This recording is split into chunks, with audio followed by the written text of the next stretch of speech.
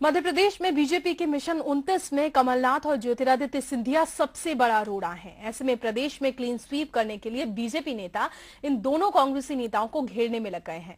BJP के मुताबिक कांग्रेस इन 2 सीटों को अपना ट्रम्प कार्ड मानती है और बीजेपी के सामने यही चुनौती है कि गुना और छिंदवाड़ा में जीत दर्ज की जाए। हालांकि पार्टी अभी इसके लिए तैयार की गई रणनीति का खुलासा नहीं करना चाहती। पार्टी इसके लिए बूथ मैनेजमेंट पर जरूर जोर दे रही है।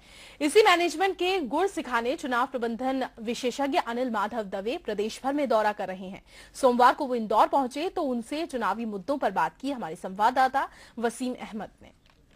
मिशन 29 के साथ भाजपा फिर मैदान में है और लोकसभा चुनाव के लिए विशेष रणनीति अपना रही है।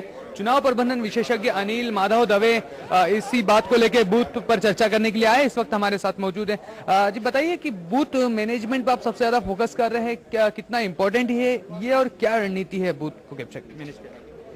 प्रजातांत्रिक प्रक्रिया में चुनाव और चुनाव के अंदर मतदान के अंदर मतदाता और मतदान केंद्र, यही सारी लड़ाई का केंद्र होते हैं। बाकी सारे विषय अलंकार होते हैं, रैली है, जुलूस है, बाकी सब कुछ। तो हमें ऐसा लगता है कि अगर हमको चुनाव जीतना है तो हमें मतदान केंद्र को पूरी ताकत से ताकतवर बनाना चाहिए और कोशिश करना चाहिए कि अधिक से अधिक मतदाता वहां वोट डालने जाएं। देखने में आ रही है आपकी बातों में जो नजर आ रहा है कि आप सिर्फ 2 ही सीटों पे फोकस कर रहे हैं, एक कमलनाथ की छिंदवाड़ा और दूसरी ज्योतिरादित्य सिंधिया की गुना सीट पे। क्यों, आखिर क्या इन दोनों से डर है भाजपा को? 2 सीटों पे फोकस नहीं कर रहे। कांग्रेस जिसको अपनी सबसे ताकतवर सीट बोल रही है उसका हमने हिसाब किया। बाकी सीटों के ऊपर तो हमारी ताकत विजय के अंदर परिवर्तित होने की कगार पर है।